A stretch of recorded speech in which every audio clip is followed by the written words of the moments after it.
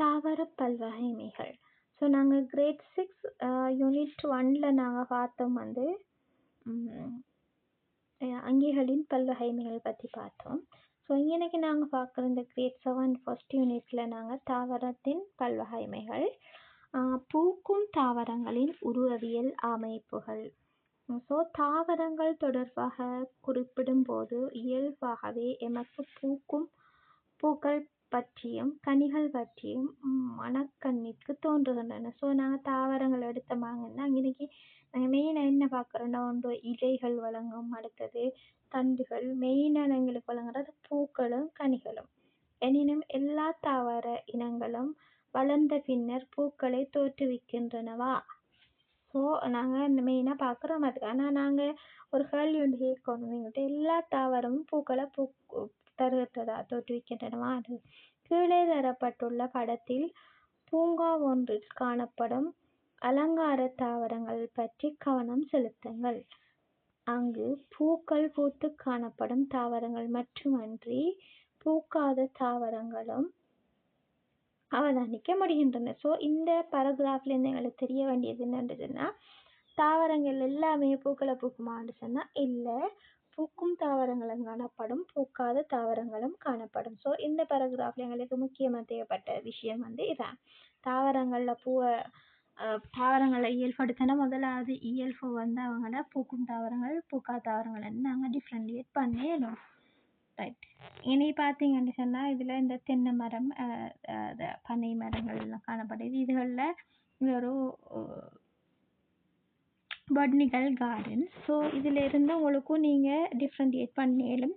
இப்போ உங்களோட பாடசாலை பூந்தோட்டத்தை இல்லாட்டி உங்களோட வீட்டில் இருக்கிற பூந்தோட்டத்தை வச்சு நீங்கள் இதுலேருந்து அவதானிக்கக்கூடியதாக இருக்கிறான்னு பாருங்கள். பூக்கும் தாவரங்களையும் பூக்காத தாவரங்களையும் வகைப்படுத்தக்கூடியதாக இருக்குதாங்கிறத நீங்கள் உங்களோட சூழலிலேருந்து அவதானித்து கொள்ளுங்க. ரைட். எமது அயற்சூழலில் பல்வேறு வகையான தாவரங்களை காணலாம். எல்லா தாவரங்களும் பூக்களை தோற்றுவிக்கின்றனவா என அறிவதற்கு பின்வரும் செயற்பாட்டில் ஈடுபடுக. ஸோ இப்போ நாங்கள் என்ன செய்யணும்னு சொன்னால், எங்களோட ஒன்று வீட்டு தோட்டத்திலையோ இல்லாட்டி பாடசாலை தோட்டத்திலையோ இப்போ நாங்கள் எங்களோட காணப்படுற தாவரங்களை நீங்கள் வகைப்படுத்திடும், பூக்கும் தாவரங்களா பூக்காத தாவரங்களாண்டு. ஸோ தாவரங்கள் சிலவற்றின் பெயர்களும் அவற்றின் படங்களும் 1.2 காட்டப்பட்டுள்ளன. அவற்றில் பெரும்பாலானவை நீங்கள் நன்கு அறிந்த தாவரங்கள் ஆகும். ஸோ இன்னைக்கு பாருங்கள், உதாரணம் ரோஜா, பன்னம், நத்தியாவட்டை, கார்டினியா, காசித்தும்பை, மரப்பன்னம், அல்லி, பாசி, நாகலிங்கம், தாமரை, மடுப்பனை, செவ்வரத்தை, பயற்றை, கறிவேப்பிலை, மேலொட்டி டிரைனோனியா, பன்னம்,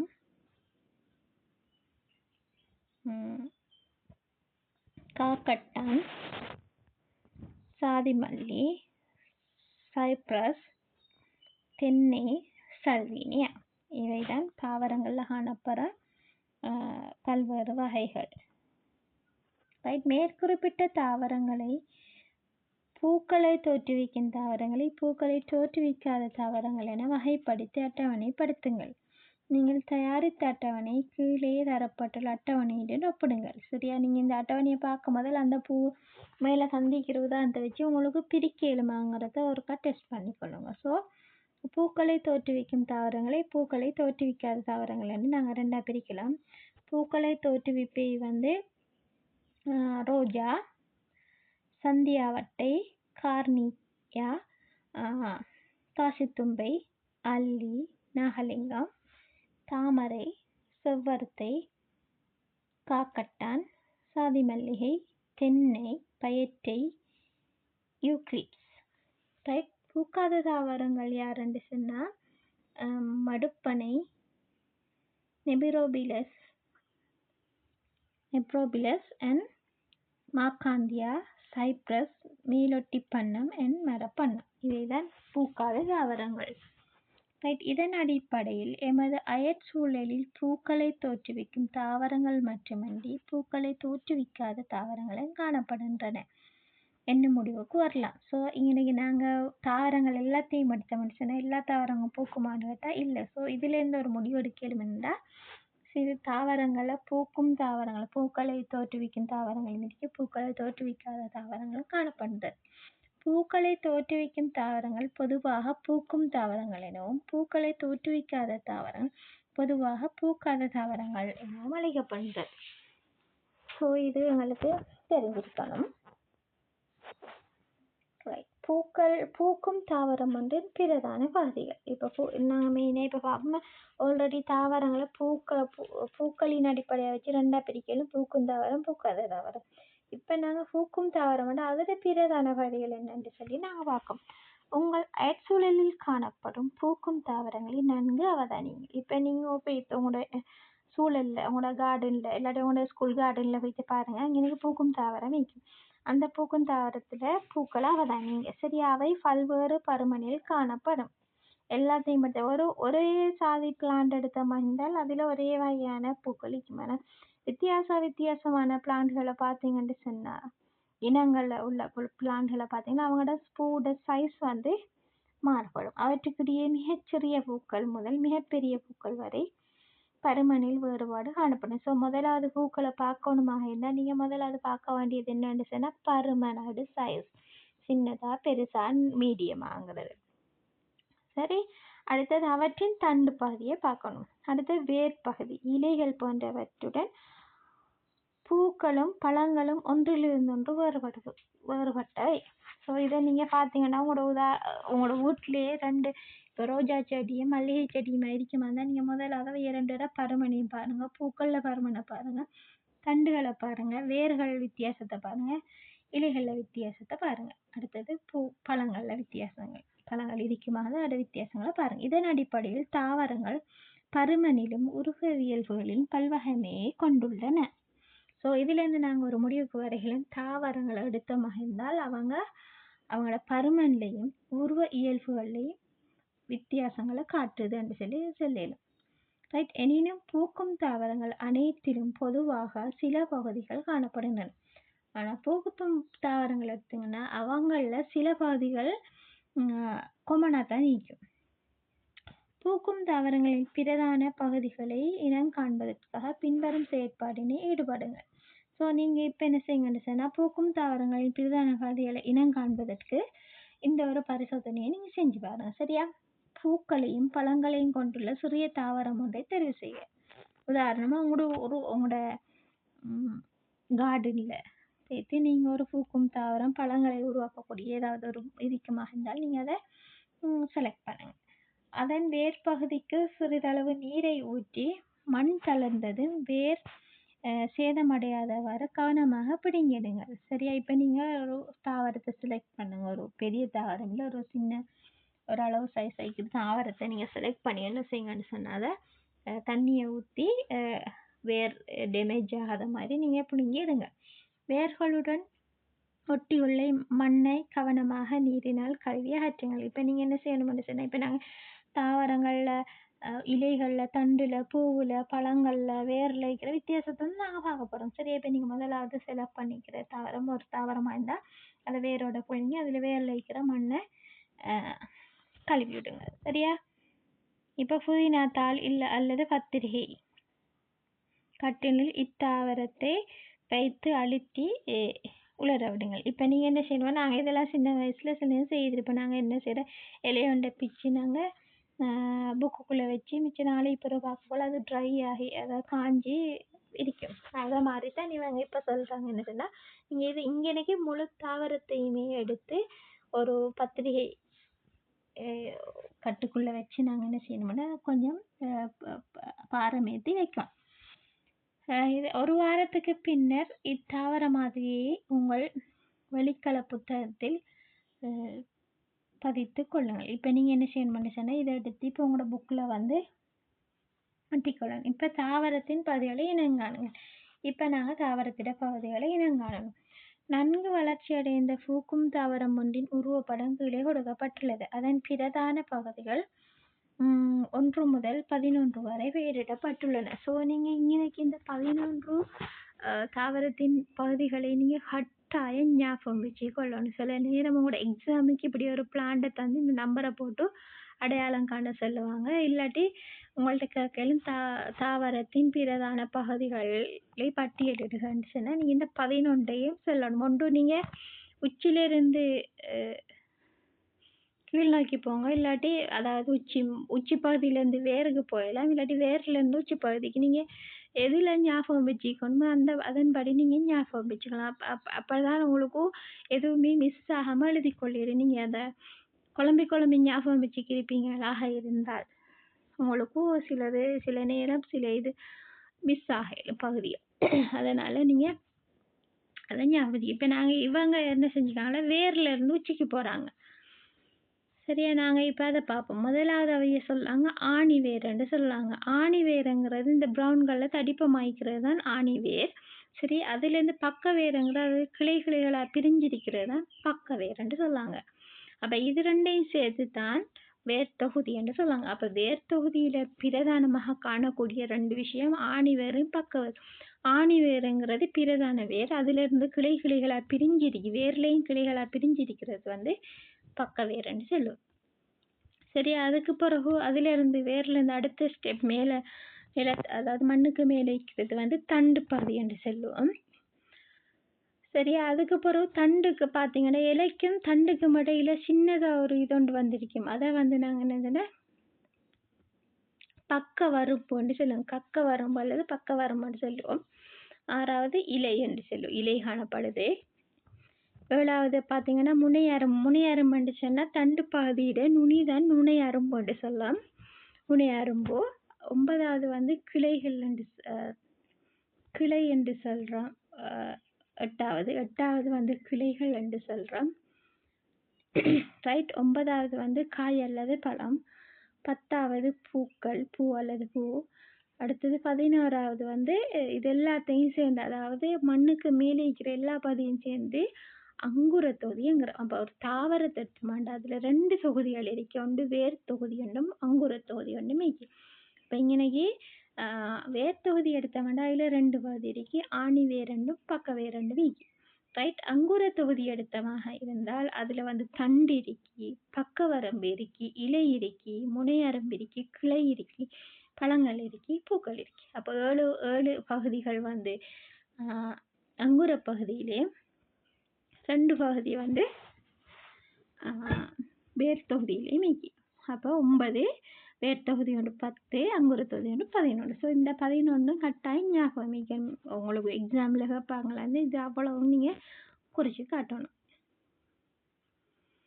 ஸோ நீங்கள் உலர்த்தி பதித்த தாவரத்தை ஏனைய குழுவினரால் உலர்த்தி பதிக்கப்பட்ட தாவரங்களை ஒப்பிட்டு பாருங்கள். இப்போ நீங்கள் உங்களோட ஃப்ரெண்டுக்கிட்ட போய்ட்டு உங்களோட தாவரத்தையும் அவங்களோட தாவரத்தையும் நீங்கள் கம்பேர் பண்ணி பாருங்கள். என்னென்ன சிமிலர், அதாவது சேமான பகுதிகள் இருக்கு, என்னென்ன வித்தியாசமாக்குதுன்னு பாருங்கள்.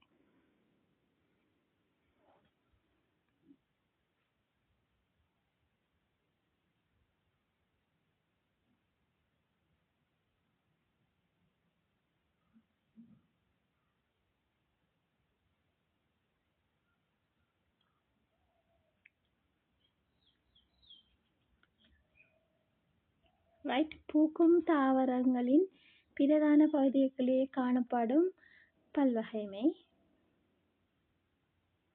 ஸோ பூக்கும் தாவரங்களின் சிறப்பியல்பாக அமைவது பூக்களை தோற்றுவிப்பது ஆகும். ஸோ பூக்கும் தாவரத்தில் பிரதான சிறப்பியல்பு அவங்கள பூக்களை தோற்றுவிக்கிறது.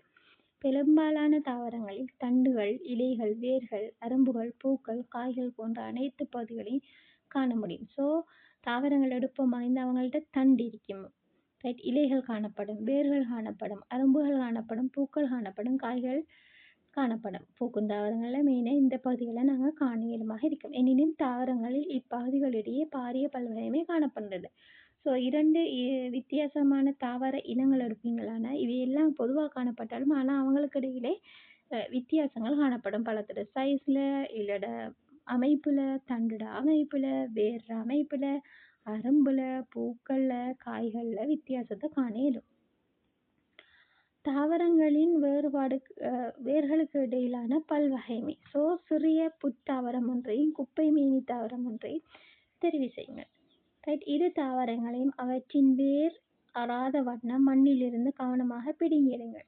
நீரில் கழுவுவதன் மூலம் வேரில் உள்ள மண்ணை அகற்றி புதினாத்தாள் அல்லது பத்திரிகை கட்டியின் வைத்து அழுத்தி உலர்த்தி கொள்ளுங்கள். சுமார் 1 வாரத்தின் பின்னர் இரு தாவரங்களையும் வெளியே எடுத்து புத்தகத்தில் பதித்து கொள்ளுங்கள். இப்போ நீங்கள் 2 தாவரங்கள் செலக்ட் பண்ணீங்க. ஒன்று கட்டாயம் புத்தாவரம், அடுத்த குப்பை மேனி. ரைட்.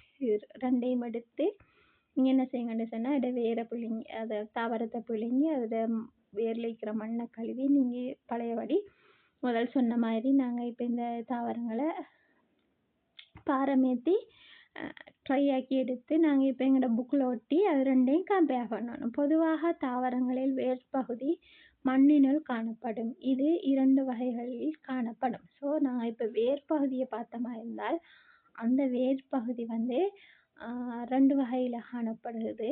ரைட் என்று சொல்கிறாங்க. ரைட். சில தாவரங்களில் தண்டின் அடிப்பகுதியிலிருந்து தனித்த பெரிய வேர் ஒன்றோ உருவாகி இருக்கும். சில தாவரங்களை பார்த்தீங்கன்னா தண்டு அப்படியே பெய்த்து அது ஒரு தனித்த பெரிய வேராக போகும். இதைத்தான் நாங்கள் ஆணி வேரன்னு அழைக்கின்றோம். ஸோ நாங்கள் ஆல்ரெடி பார்த்துட்டோம் ஆணி வேரண்டா என்னன்னு சொல்லி. சரியா, தண்டோடு அப்படியே சேர்ந்து முடிவடைகிறதான் ஆணிவேர். ஆணிவேரிலிருந்து உருவாகும் கிளை வேர்கள் பக்க வேர்கள் எனப்படும். ஸோ சில தாவரங்களை நாங்கள் ஆணிவேர் காணிலும் அதிலிருந்து சில பக்க வேர்கள் வார்த்தால் அதாவது நாங்கள் பக்க வேர்கள் கிளைகள் உருவாகி வேர்கள் உருவாகத்தால் அதை நாங்கள் பக்க வேர்கள் என்றோம்.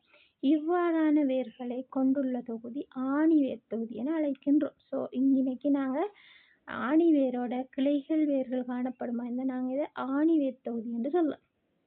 அதுக்கு உதாரணமான இது குப்பை மேனி, மாமரம், மரமுந்திரி என்கிறாக்களை நாங்கள் சொல்லலும். ஸோ இன்னைக்கு உங்களுக்கு தெரிய வேண்டியது என்னென்னு சொன்னால் ஆணிவேர் என்ற டெஃபினிஷன் வேணும், ஆணிவேர் தொகுதி என்றால் என்னென்னு தெரியும், அதுக்கு உதாரணம் தெரியணும். இது உங்களுக்கு ஞாபகம் இருக்கணும். இன்னும் சில தாவரங்களில் தண்டின் அடிப்பகுதியிலிருந்து ஒரே பருமனை கொண்டு அநேக வேர்கள் உருவாகி இருப்பதை காணலாம். இத்தொகுதி நாரூறு வேர் தொகுதி என அழைக்கப்படும். ஸோ நாங்கள் வேர் பல்வகைமையை பார்த்தா அதை 2 பிரிக்கையிலும் ஒன்று ஆணிவேர் தொகுதி இருக்கிறது, அடுத்தது நாரூறு வேர் தொகுதி இருக்குது. இப்போ நீங்கள் உங்களுக்கு தெரிஞ்சுக்கணும் இந்த ஆணிவேருக்கு என்ன வித்தியாசம், நாரூறு தொகுதி வேருக்கு என்ன வித்தியாசம். ஆணிவேருங்கிறது தண்டிலிருந்து ஒரு பிரதானமான ஒரு வேர் அதிலிருந்து பக்க வேர்கள் வாரது ஆணியூர் வேர் தொகுதின்னு சொல்லலாம். அப்படி இல்லாமல் இன்னொரு வித்தியாசத்தை பார்க்கலும் சில தாவரங்களில் தண்டில் இருந்து மண்ணுக்குள்ளே இருக்கிறது ஒரே சமனான அளவில் பிரிஞ்சு போகிறது. தனியாக ஒரு இதிலிருந்து பிரியாமல் அது எல்லாமே மண்ணுக்குள்ளே இருந்தே சமனான இதாக பிரிஞ்சு ஒரே சைஸ் வைக்கிறது நாரூறு வேர் தொகுதி என்று சொல்கிறேன். அதுக்கு உதாரணம் தென்னை, கமுகு, மூங்கில், புல், கித்துள்.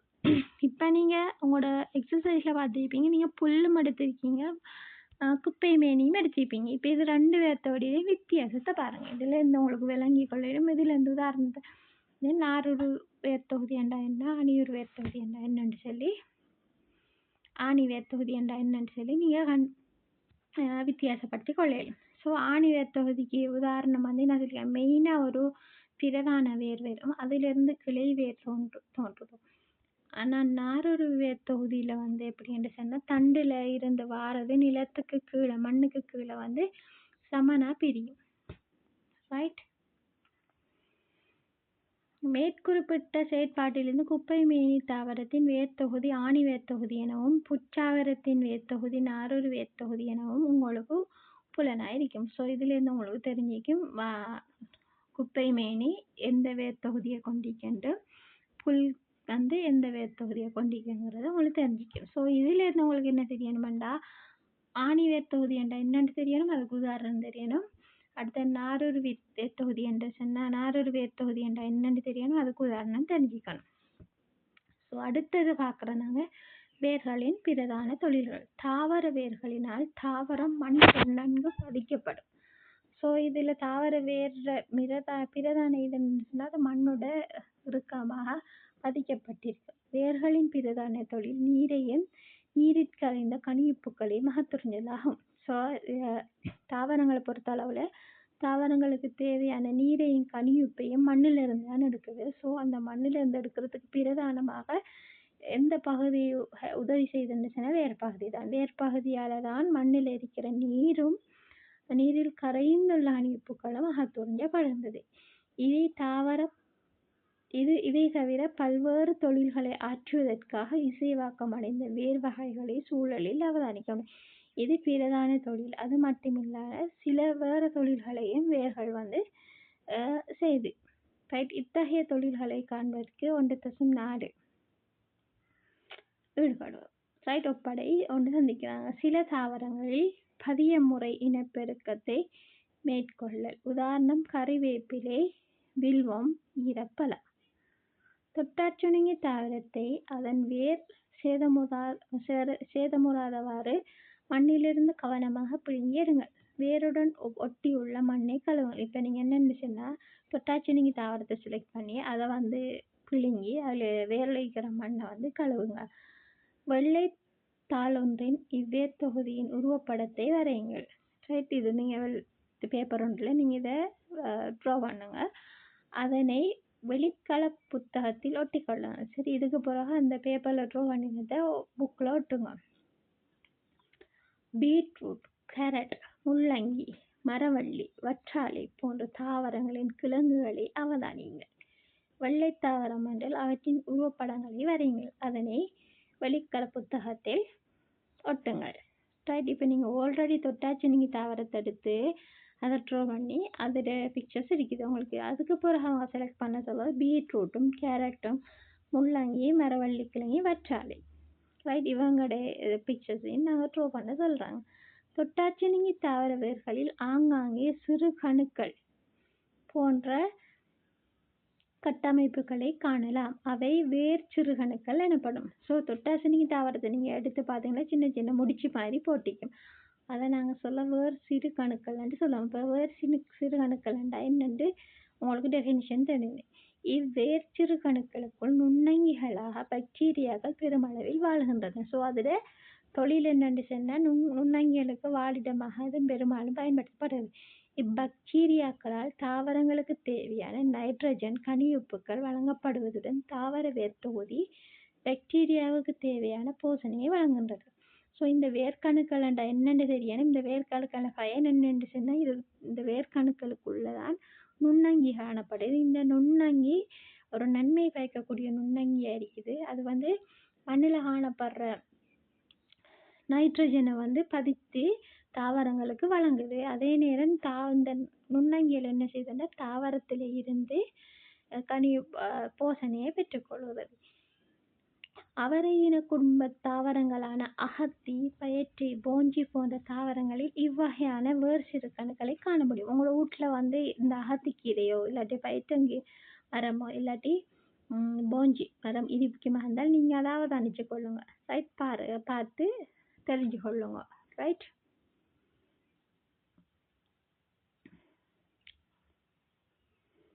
மேலே 1.6 படங்களில் காட்டப்பட்டுள்ள பல்வேறு வேர் வகைகள் பொதுவாக கிழங்குகள் என அழைக்கப்படும். ஸோ இன்னைக்கு உங்களுக்கு தெரிஞ்சிக்க வேண்டிய வேர் சிறுகணுக்கள்ங்கிறது என்னென்று தெரிஞ்சுக்கணும். அடுத்து கிழங்குகள் என்றால் என்னென்று சொல்ல.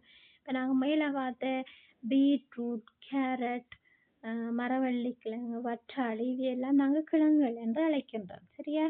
இவற்றின் உணவு சேமிக்கப்பட்டிருப்பது இதற்கு காரணமாகும். ஸோ இன்னைக்கு இந்த பீட்ரூட், கேரட், வற்றாழை, மரவள்ளி எல்லாம் எடுத்தமாக இருந்தால் அவங்க வேரில் தான் நாங்கள் இதை எடுக்கிறோம். இதை நாங்கள் கிழங்குகள் என்று சொல்லுவோம். இதில் அது உணவு சேகரிக்கப்பட்டிருக்கு. ரைட்.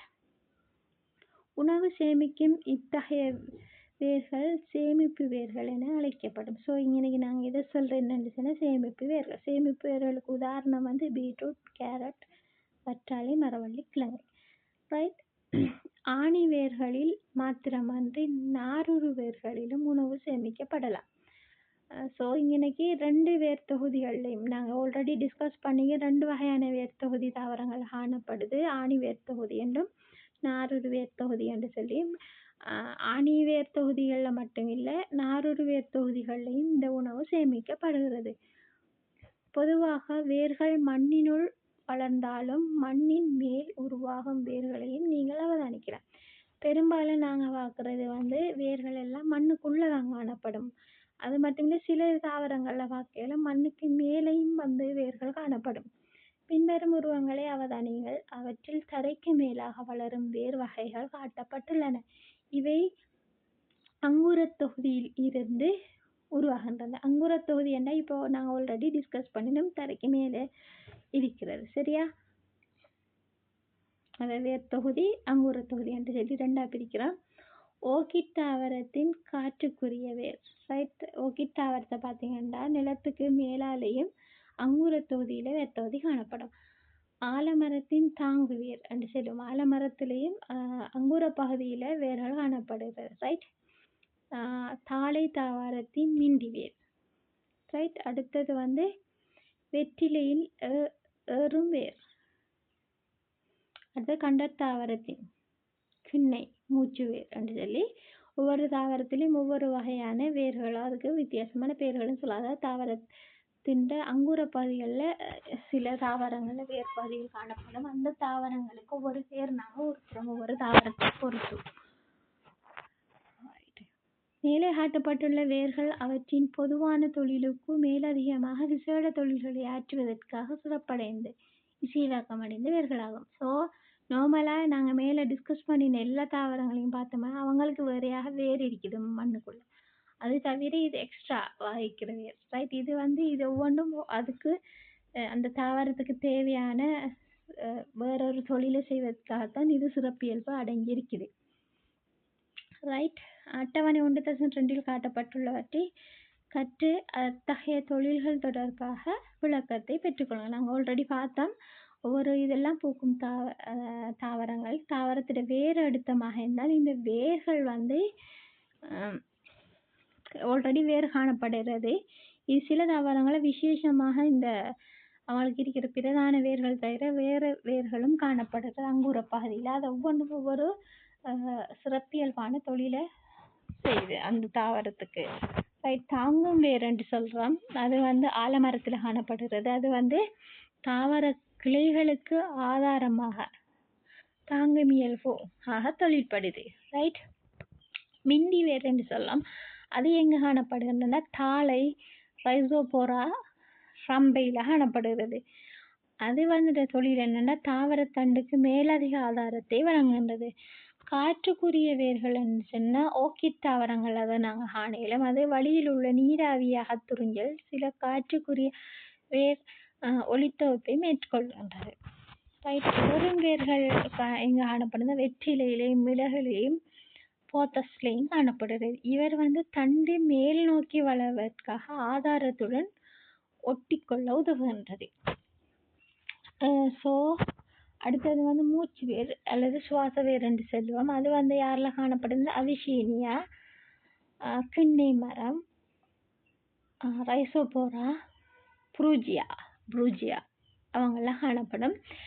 இவங்களோட தொழில் என்னென்னு சொன்னால் வளிமண்டலத்துடன் வாயு பரிமாற்றம் நடைபெற உதவுகின்றது. அதனால் தான் இதுக்கு நாங்கள் மூச்சு வேர் அல்லது சுவாச வேர் என்று சொல்கிறோம். உணவு சேமிப்பு வேர்கள் கேரட், பீட்ரூட், மரவள்ளி, வற்றாலை உதாரணம். அவங்க உணவை சேமிப்பதில் உதவுகின்றது. ஸோ இன்றைக்கி நாங்கள் டிஃப்ரெண்டான வேர் தொகுதிகள் பார்த்துருக்கிறோம். அவங்களோட தொழிலும் பார்த்திருக்கோம். அதுக்கு உதாரணமும் இதெல்லாம் தெரிஞ்சிருக்கணும். அடுத்தது வேர் சிறுகணுக்கள் கொண்ட வேர்கள். அவரை குடும்ப தாவரங்கள் பயற்றை, போஞ்சி, தொட்டாச்சினிங்கி, சிறுகவரை. ஸோ வேர் சிறுகணுக்களினுள் வாழும் பாக்டீரியாக்கள் தாவரத்திற்கு வளிமண்டல நைட்ரஜனை நிலைப்படுத்த வழங்குவதன் மூலம் மண்ணை வளப்படுத்துகின்றது.